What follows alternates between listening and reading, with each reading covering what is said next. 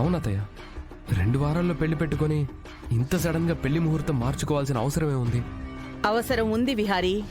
కొన్ని ఆపదలు మనకి చెప్పిరావు.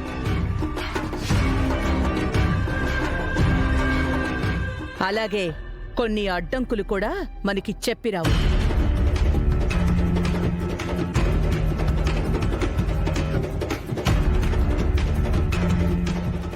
నాకెందుకో వచ్చే ముహూర్తం అంత బలంగా ఉందని నాకనిపించటం లేదు.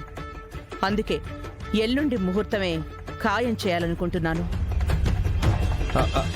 అతయ్య, నానమ్మ వాళ్ళు కూడా లేరు కదా. వాళ్ళు తీర్థయాత్రల నుంచి రావడానికి ఇంకా టైం పడుతుంది కదా.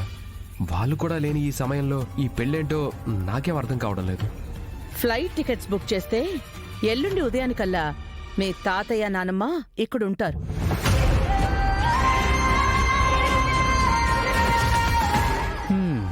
అసలు వీళ్ళేంటో, వీళ్ళ విధానాలేంటో, వీళ్ళ పద్ధతులేంటో నాకు అస్సలు అర్థం కాదు.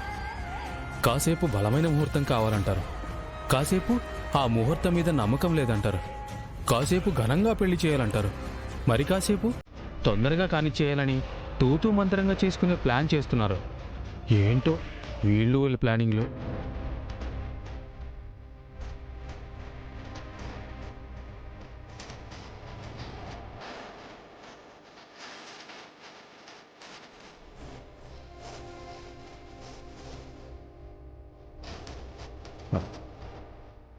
అతయ్య, ఇంత హఠాత్తుగా పెళ్లి ముహూర్తం నువ్వెందుకు అనుకుంటున్నావో నాకైతే అర్థం కావడం లేదు.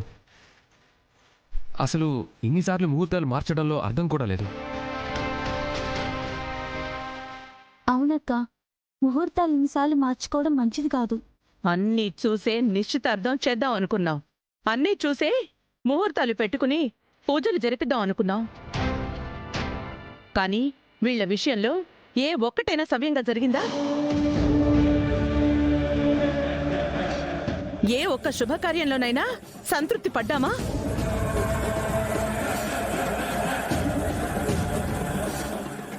ఏదో ఒక అవాంతరం వస్తూనే ఉంది, ఏదో ఒక అడ్డుపుల్ల పడుతూనే ఉంది.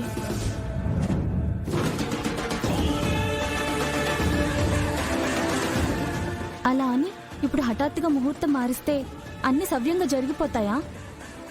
ఏమో, అవన్నీ నాకు తెలీదు. పెళ్లి వీలైనంత త్వరగా జరిగిపోవాలి, అంతే.